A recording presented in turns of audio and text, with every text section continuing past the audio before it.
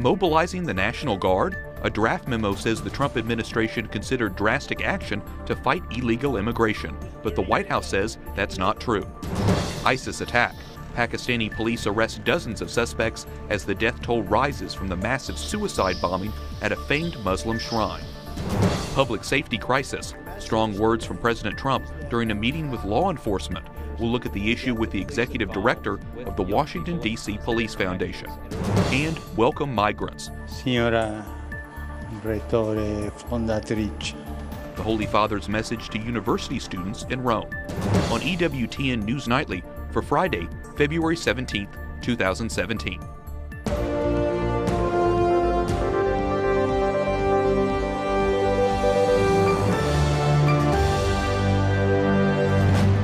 Good evening. I'm Wyatt Goolsby in for Lauren Ashburn. The Trump administration denies an Associated Press report that the president and his team considered sending National Guard troops to round up illegal immigrants. The draft proposal recommends allocating as many as 100,000 National Guard troops to 4 states on the border with Mexico: California, Arizona, New Mexico, and Texas. But the draft also includes sending the National Guard to 7 other states not along the southern border: Oregon, Nevada, Utah, Colorado, Oklahoma, Arkansas, and Louisiana. That's despicable. That would be one of the most un-American things that would happen in the last century. And I just hope it's not true. The fact that it might even be considered is appalling.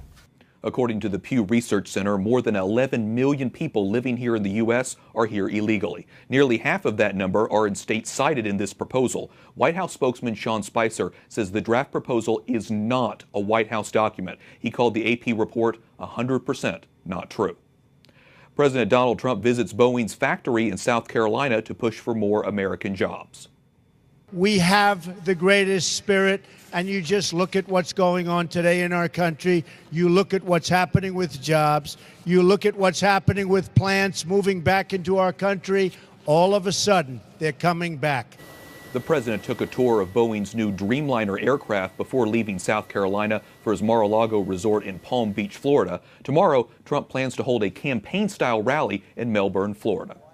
Mike Pence is making his first trip to Europe as Vice President of the United States. The Vice President will attend the Munich Security Conference and meet with German Chancellor Angela Merkel. He'll also go to Brussels for meetings with key European leaders. The Senate confirms President Trump's pick to lead the Environmental Protection Agency, despite last-ditch efforts by Democrats to stop it. Oklahoma Attorney General Scott Pruitt will now be sworn in. Correspondent Jason Calvi reports from Capitol Hill. Jason? Wyatt, emails. That's what the Democrats' last-minute fight was all about. A federal judge ordered Pruitt to release thousands of them, which he exchanged with oil and gas executives. For 2 years, he's held them back. Democrats said they needed to see the emails before they could vote on his confirmation. I get no joy being one of those states at the end of America's tailpipe, where we get all this pollution from other states and end up with higher cost and worse health care.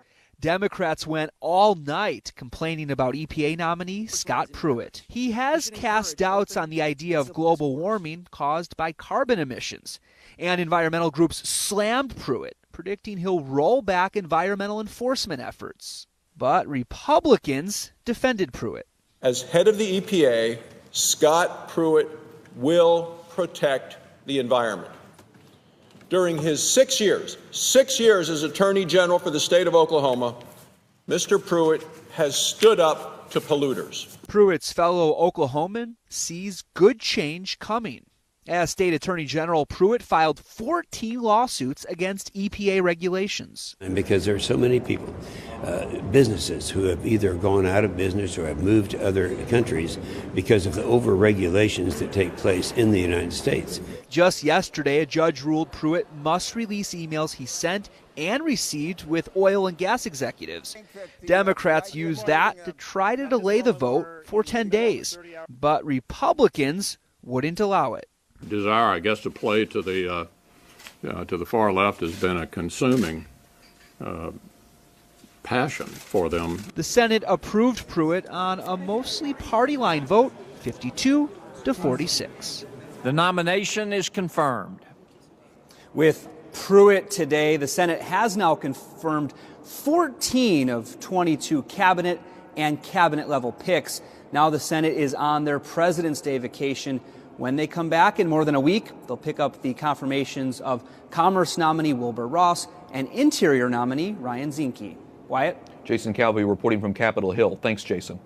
The president is lightening the workload for Press Secretary Sean Spicer. President Trump is expected to name Republican consultant Mike Dubke White House Communications Director. He's the founder of Crossroads Media, a firm that specializes in Republican political advertising. Spicer has been handling both press secretary and communication duties since the president's first pick for communications director withdrew before the inauguration.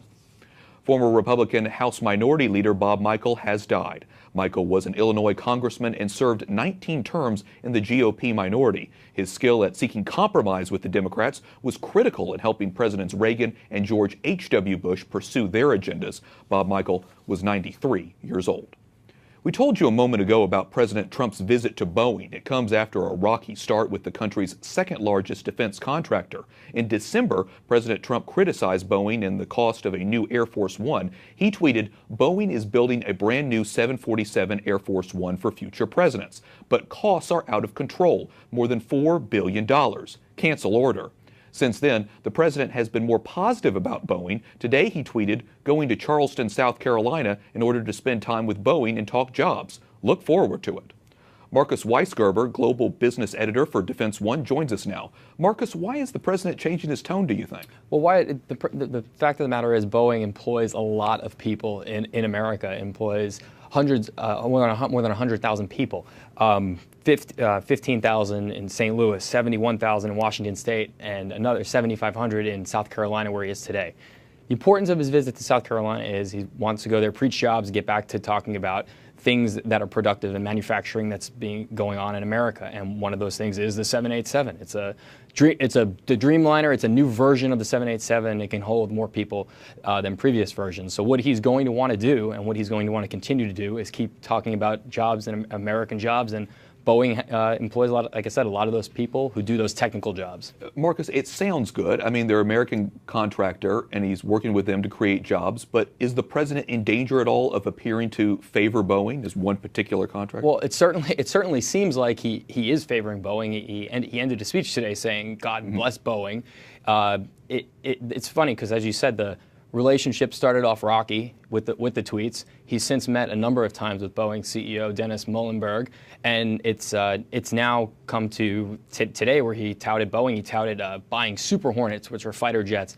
They're competing against Lockheed they're actually trying to get the government to buy these fighter jets instead of planes, which they're already planning to buy from Lockheed. So it does seem like there's a little bit of inappropriate favoritism at times. There's this report out there, and it was acknowledged actually yesterday and confirmed that as President-elect, Trump called the general in charge of this Lockheed program and with the CEO of Boeing in the room. Now, the general denies talking about anything inappropriate on their phone call, but it certainly is strange that both Lockheed Martin and Boeing are on the same phone call. Right, and then it is worth pointing out that today, after his speech, there was a pool report out from the reporters traveling with the president. He did also tout Lockheed and Lockheed's improved work on this other fighter jet program, which is called the F-35. Marcus, give me an update here. What's the status of the new Air Force One? The plane isn't even being built yet. It's well out in advance. The contract for the plane hasn't been awarded. Boeing's been awarded a contract to actually come up with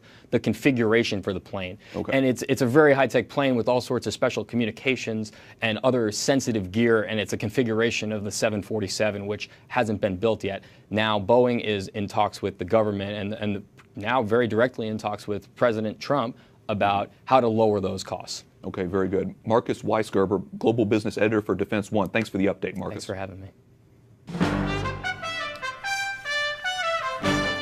Other stories our EWTN News Nightly team is covering in today's world. Police in Pakistan kill or arrest dozens of suspects connected to a massive ISIS suicide bombing at a famed Muslim shrine. At least 88 people were killed and more than 340 people hurt in the bombing. The attack in the town of Shehwan is one of the deadliest attacks in Pakistan in years. The country has increased its security after the attack, including closing the border with Afghanistan. One of the women arrested in connection to the death of North Korean leader Kim Jong-un's half-brother says she was duped into the killing. The 25-year-old told police she was paid to be involved in what she thought was a hidden camera show. Someone paid her, and another woman convinced men to close their eyes and spray water on them. The last target was Kim Jong-nam, and there was allegedly deadly materials in the spray bottle. Investigators are still trying to piece together details of the case. The Knights of Columbus present Pope Francis with a $1.6 million donation to help persecuted Christians in the Middle East. Supreme Knight Carl Anderson met with the Holy Father yesterday to discuss the group's humanitarian work. The Knights say they've donated now more than $57 million to the Pope's personal charities since 1981. Pope Francis tells a crowd of university students in Rome today to welcome migrants, not fear them. Come si devono accogliere i migranti?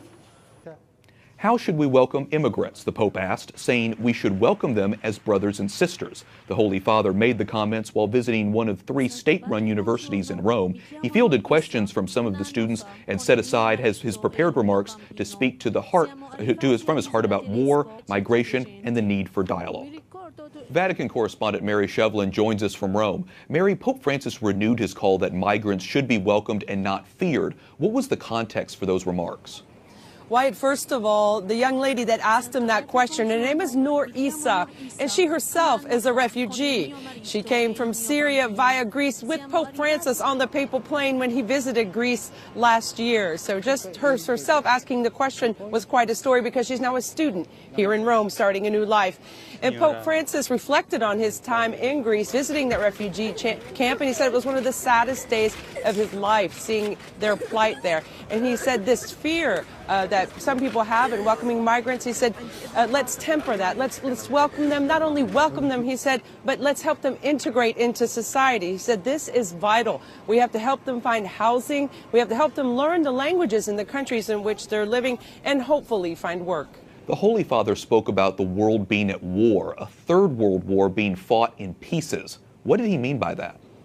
We've heard him talk about this since the beginning of his pontificate, really. He often mentions the world at war, and he said there are some remedies for this, to stave off this war. He said, first of all, we need to listen more and be quiet. We need to learn to train our hearts how to be receptive, to receive others, to receive opinions that are different than the ones that we hold. And when we do this, then we start entering into dialogue. He said, when there's no dialogue, there's no peace. He said, war starts in our hearts. He said you only have to pick up a newspaper today to see the bickering that goes on between even world leaders. He spoke about the situation of politics at the moment and the importance of listening to one another, dialoguing with those that are different than us. And in this way, he said, hopefully we can find some peace. He also voices concerns about the high unemployment rates of young people in Europe. What did he say about that?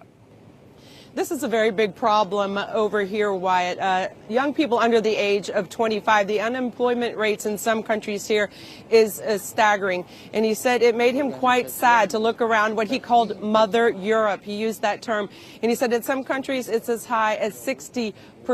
And he said, how can we even be thinking like this when these are developed countries that we're talking about? So he pleaded for better, work conditions and work opportunities for young people. He said, because without work, young people get depressed. He spoke about the rates of suicide among young people, saying the true suicide rates, the true percentages aren't even published because I think they're that high, is what he said. So he prayed for more opportunities for them. He said, when youth are disengaged, they turn other places. This leads to addictions, he said, and sometimes people look to other organizations, even terrorism, to find a cause, to find something to believe in. Sounds like a lot of important issues he's contemplating on and obviously praying on as well. Mary Shevlin, EWTN News Nightly Vatican correspondent. Thanks, Mary. Thank you, Wyatt. Coming up, disturbing video caught on camera. A shooting leaves a 2-year-old child dead. What it will take to keep our streets safe from the police point of view, and how faith-based organizations can help.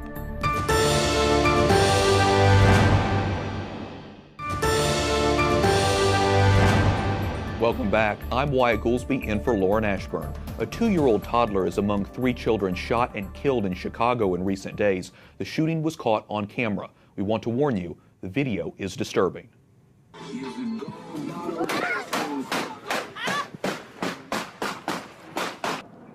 The video, streamed live on Facebook, was taken from inside a car driven by a woman who was wounded in the shooting. Police say a man killed in the shooting was the target of a gang hit. President Trump told a group of law enforcement leaders last week that America is facing a public safety crisis. Every child in America should be able to play outside without fear, walk home without danger, and attend a school without being worried about drugs or gangs or violence. Joining me now is Patrick Burke, Executive Director of the Washington, D.C. Police Foundation. He's also a former U.S. Marshal for D.C. and former Assistant Chief of the Washington, D.C. Police Department. Pat, this past week in Chicago, 3 children died of gunshot wounds within 3 days. One of them was a little girl just 2 years old. You were on the front lines as a police officer for years. What do you think needs to happen to change in these communities? Well, first of all, I think there's the realization that it's not just a police issue. It's a societal issue where the basic institutions need to step in. Is there a good family structure? Is there religion in a young person's life? What sort of education system is there in place? So it's really the entire collaborative system working together to help these young people into better situations. How practically do you think communities can do that? Because, and especially, how do you reach out to kids who tend to be the most at risk? Well, I think it starts with families and school and some basic structures. When young people may not have a stable family environment to live in, they're automatically at risk. If they've got a parent who's in the prison system or on drugs, they're at some type of risk. So once again, it takes some key player to step in, whether it's a coach, a grandparent sometimes, a teacher at school, a priest, to step in to give some kid guidance, and sometimes it's the police officers as well. President Trump has been talking about crime, at least he was asked about crime in large cities. But as you well know, children in both large and small cities have to deal with these kind of problems. So you're talking about the drugs and crime, especially on a daily basis. What role, because you mentioned religion, what role can faith-based organizations do to combat this issue? Well, I think it's the structure of the institutions and the support that religious institutions provide as well, reaching out to people that are in crisis with the opioid epidemic, for example, where people need services to guide them. And we realize from the police perspective, we can't arrest our way out of these problems. We need all the social services to interact, and with a lot of the police, negative police interactions in the community that we've seen for the past couple of years, to get the police involved with young people and positive interactions at earlier ages as well. And that's why I say it's so important for individuals, whether it's coaches, priests, people to step up to be that positive role model. Absolutely. And one of the things that we encourage the D.C. Police Foundation as well as the bridge between police and community relations are to get younger people involved with the police department to understand why they do what they do and to build those positive interactions. Maybe we can talk a little bit more about that, because you just started the organization that works with law enforcement in the community to do that. What do you plan to do, and how to do that through the foundation to make it safer for kids to play? Well, one of the things that I saw from the police department side when I ran recruiting as a chief there is, and one thing we'd like to do is, of course, recruit minority applicants from cities like D.C. to be public safety officers. So D.C., for example, ran a cadet program where we would hire young people that were graduates of D.C. high schools, pay them $32,000 a year, give them 2 years of free college education, and then when they turn 21, they'd become a police officer. One of the challenges we had locally is by the time kids come through high school, they're already involved in the criminal justice system. So one of the great things the Police Foundation does with our private sector partners and the police department help is really try to reach out to kids at younger ages. 5th grade, junior cadet program, building police community relations through field trips and bringing police into schools to work with kids. Hopefully through the Explorer program, which we're working on now, through middle school kids. And we just this past year started a partnership with the Anacostia High School and the Public Safety Academy to work these kids through a public safety curriculum and hopefully into the cadet corps and into police careers. Absolutely. You have to start young. Patrick Burke, Executive Director of the Washington, D.C. Police Foundation. Thanks so much for talking with us. Thank you so much. Up next, remembering an influential author, how Michael Novak influenced Catholic thinking, and protecting life. The director of a pregnancy resource center tells us why they had to file a federal lawsuit.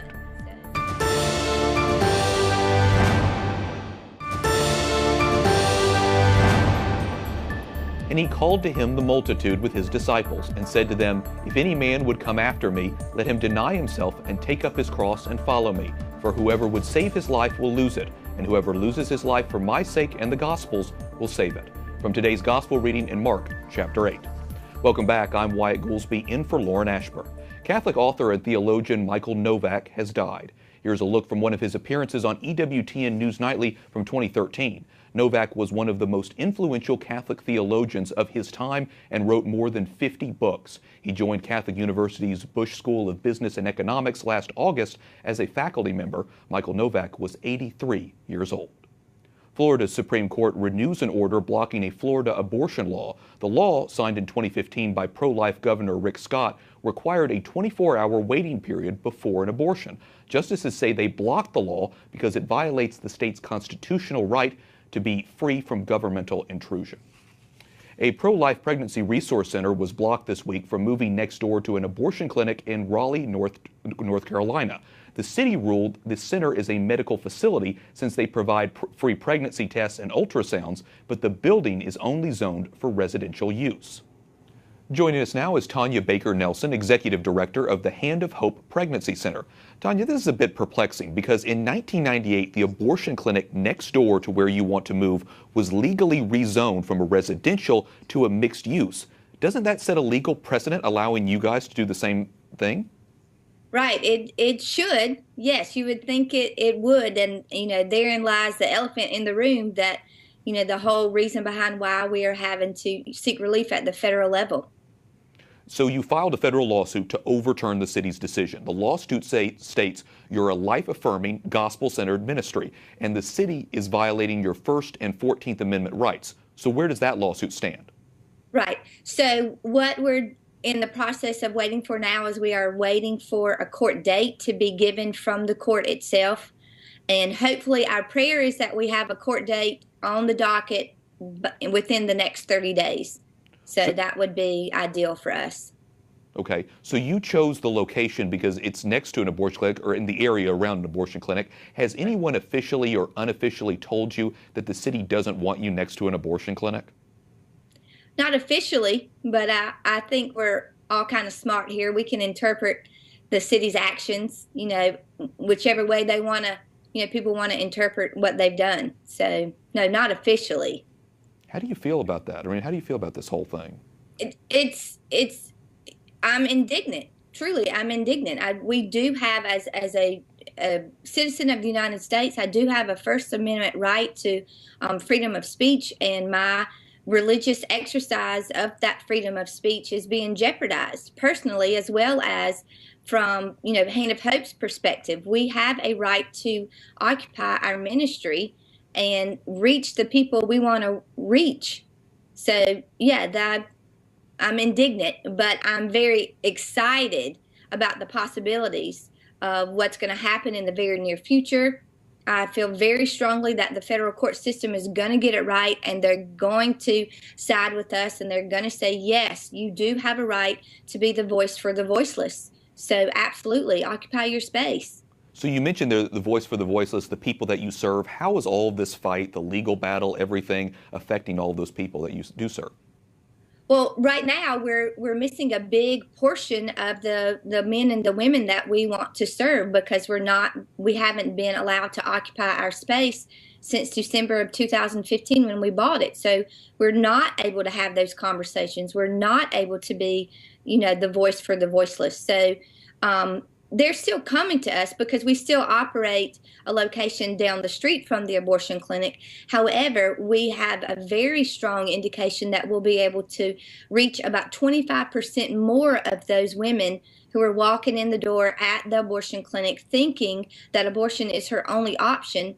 And once we relocate beside the abortion clinic, we think we'll see an increase in about 25% of those women. So we're still serving them, but in my opinion, as one abortion is one too many. So we just want to make sure that we can reach every single person that God intends for us to reach as quickly as possible.